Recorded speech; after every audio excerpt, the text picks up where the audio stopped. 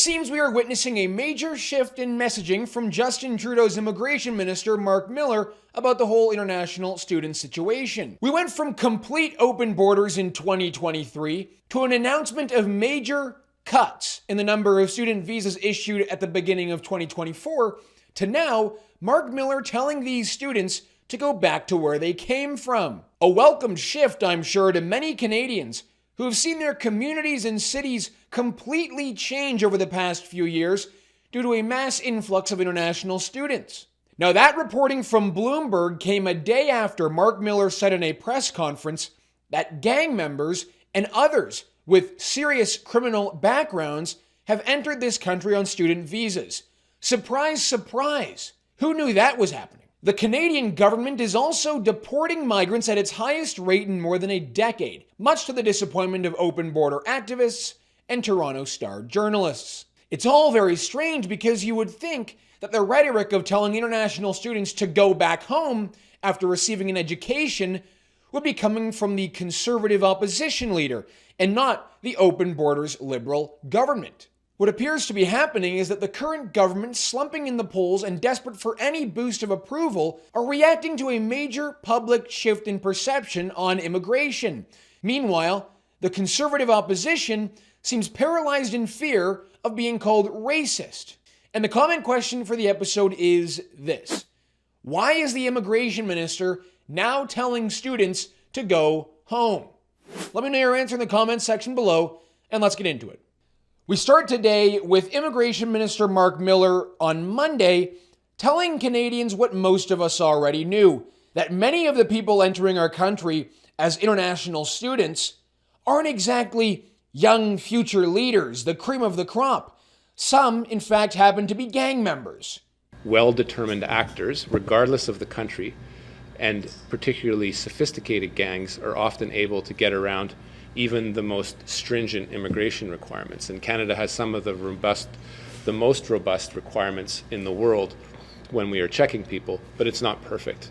There is a multifaceted way that we employ and that our enforcement agencies employ to track people, but regrettably at times people do get in and they do commit crimes. So well-determined actors do have an ability despite best efforts to get in. As reported by True North, in a press conference with ethnic media outlets on Monday, Miller was asked how criminals from India can slip through the vetting process and come to Canada.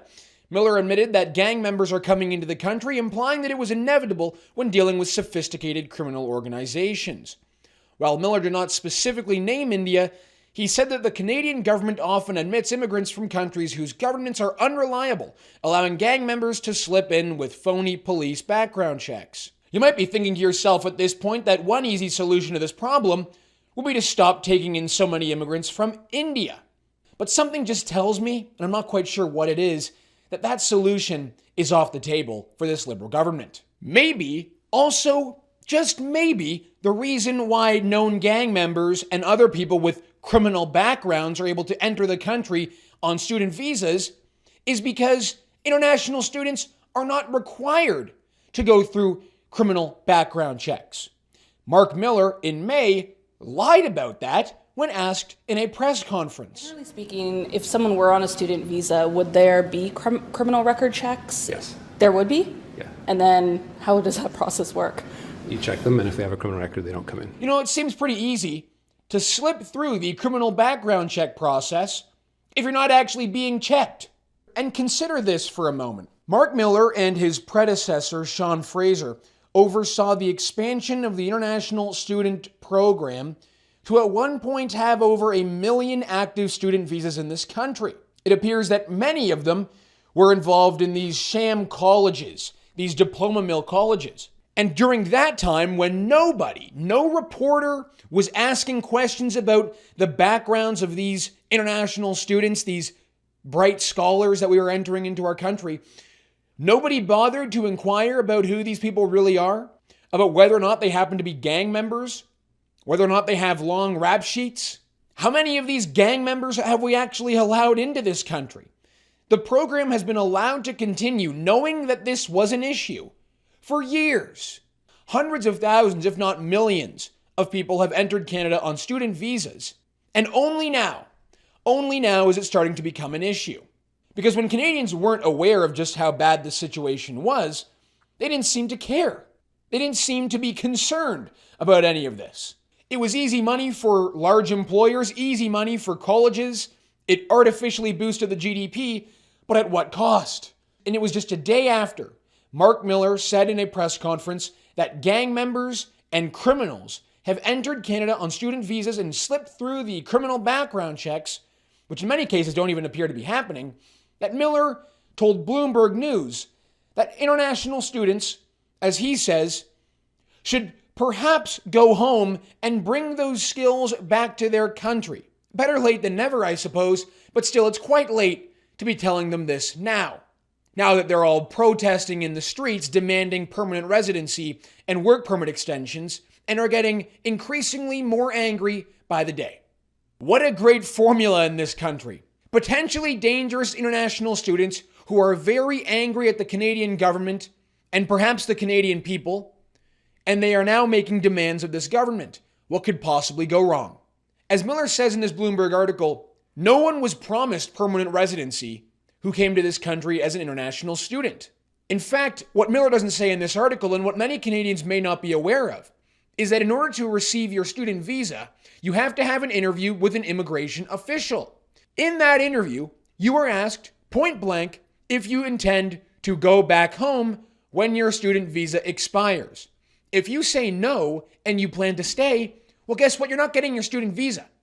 So all of these students who are now in this country protesting and demanding to be given permanent residency without meeting any of the requirements that would actually make them eligible for permanent residency, they all told a Canadian border official that they would go home after their permit expired. So they all lied.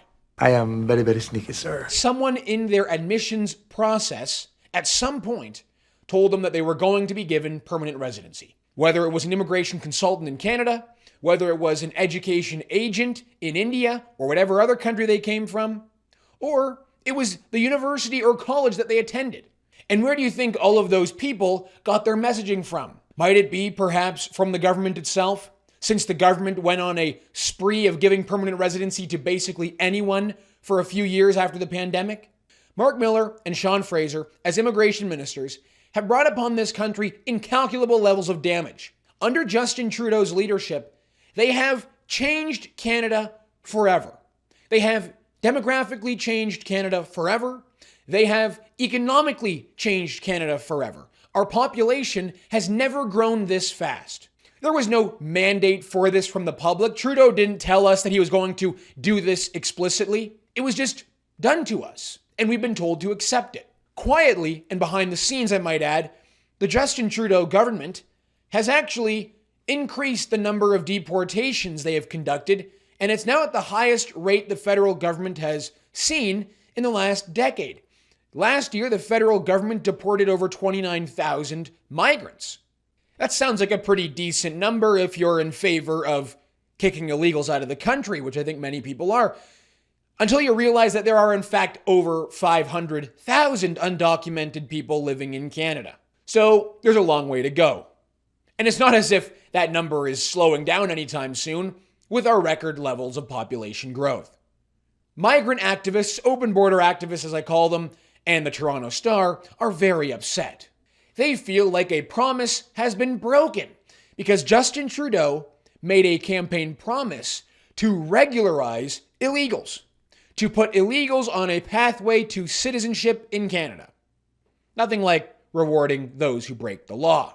As reported by the Toronto Star, who just can't seem to hide their disdain, Canada has spent more than $115 million deporting nearly 29,000 migrants since 2022, an unprecedented rate that flies in the face of the federal government's promise to regularize the status of undocumented workers, advocates say. In 2023, Ottawa spent more than $62 million on deportations, the highest amount spent in a year in over a decade. With the headline, "Shocking and Unjustifiable," Canada is deporting migrants at its highest rate in more than a decade.